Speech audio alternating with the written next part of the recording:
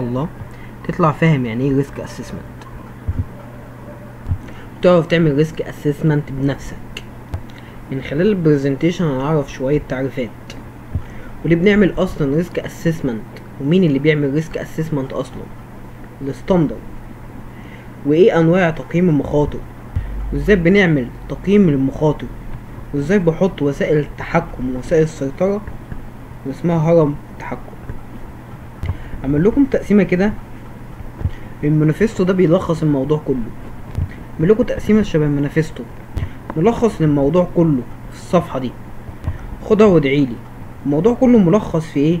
في التلات عمدان دول، يعني العمود الاولاني، العمود التاني، العمود التالت. اول عمود خاص بالتعريفات، العمود التاني 5 خطوات لعمل تقييم مخاطر، واخر حاجة هرم التحكم. لو عرفت التلات عمدان دول، الريسك اسسمنت بقى في جيبك الصغير. ستوبس، خطوات الريسك اسسمنت، ستيبس. عندك 5 خطوات. تعال نمسك التعريفات، نمسك اول جزء وهو الجزء الخاص بالتعريفات. اول تعريف حضرتك لازم تكون عارف، ودايما في اي انترفيو بيسألوه لازم تكون عارفه، ودايما في اي انترفيو بيسألوه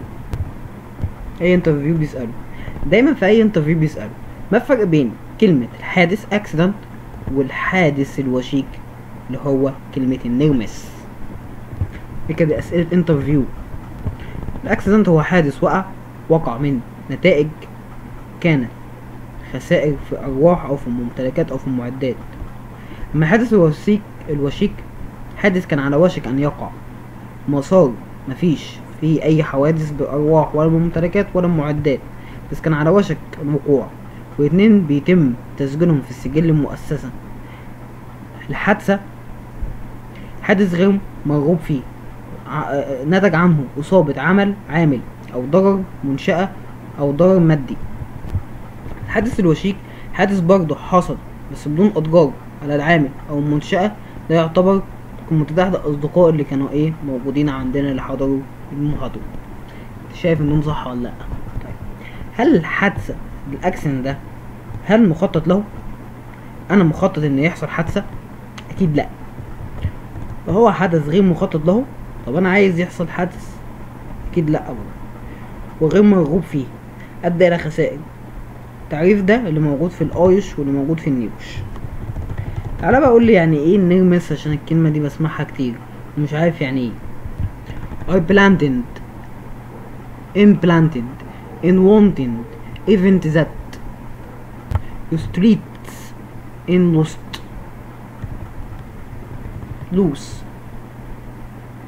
دي يعني عبارة عن خسائر. طيب قلتلي بقى نروح للنرمس. مثال على الحدث الوشيك، عندي حمل وقع، الحدث حصل لانه وقع بس، ولا حمل اتكسر، ولا البني ادم اللي هو عامل اتصاب، ربنا ستر، يعني ده اسمه النرمس. انا دلوقتي شغال بشاكوش على السقالة، الشاكوش ده وقع على دماغ العامل، والعامل ده اتعور، كده اصبحت حادثة. اما بقى الشاكوش وقع قبل ما العامل ما يعدي، يعني ما جاش عليه اصلا، او بعد ما عدى ولا حصل اصابة، والشاكوش برضه ما حصلوش حاجة، الاتنين مع بعض، كده اسمه حادث وشيك. كابل كهربا، سلك كهربا ممدود، واحد كعبل رجله اتكسرت، اصبحت دي كده اكسيدنت، حادثة. واحد تاني كعبل بس لحق نفسه، ما حصلوش اي حاجة، حادث وشيك، نرمس. بسؤال هنا بقى، مين فاهم الاكسيدنت، مين فاهم النرمس؟ ايه الفرق ما بين حادث او الحادثة والحادث الوشيك؟ فاللوس هي خسائر، دي عبارة عن ايه؟ ممكن تكون اصابة بشرية، ممكن تكون تصل الى الوفاة، ممكن تصل الى المعدة، ممكن تبقى تلوث بيئي بحدث غير مخطط له وغير مرغوب فيه ادى الى خسائر. ممكن تكون اصابة بشرية او تلف المعدة او تلف او تلوث. واحد ماشي في الموقع وفي ناس شغالة على ارتفاع عالي، واحد فلت من ايده الشاكوش او اي عدة من العدد اللي موجودة معاه، فلتت من ايده وقعت على دماغه الشخص اللي معدي من تحت السقالة، والعامل ده جت على دماغه الشاكوش، واتصاب. او مثال تاني، ونش رافع الحمل تمام. فالحمل ده وقع على العامل وهو ماشي فيه، فراح ايه العامل ده مات، يبقى كده ايه حادثة اكسيدنت. افرض مجاش عليه العامل بس الحمل وقع اتكسر تلف معدة، كده اصبح برضه حادث مش حادث وشيك، عموما بيكون نرمس كده اكسيدنت. لو يكون في الكلام ده تعال نعرف بقى النرمس.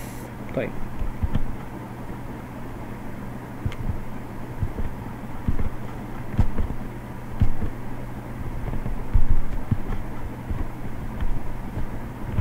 هنا مشكلة ما حصلتش، مفيش حادث اصلا، حدث اصلا ان سقوط الاحمال ما حصلش.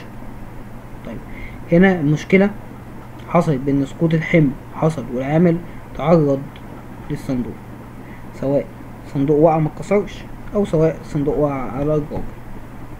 طيب اول صورة صندوق او ايه بلتات ديت محمولة، او الطبالي الخشب دي محمولة على ايه الشوكة متحملة، والحمل وقع على البني ادم، تمام، البني ادم اتصاب. الصورة اللي بعدها الحمل وقع بس ولا الحمل جراله حاجة ولا البني ادم جراله حاجة، ساعتها اسمه نير مس. واحد يقول لي ليه امال الصورتين اللي بعد كده دول بتوع ايه؟ قال لك هنا unsafe act و unsafe condition.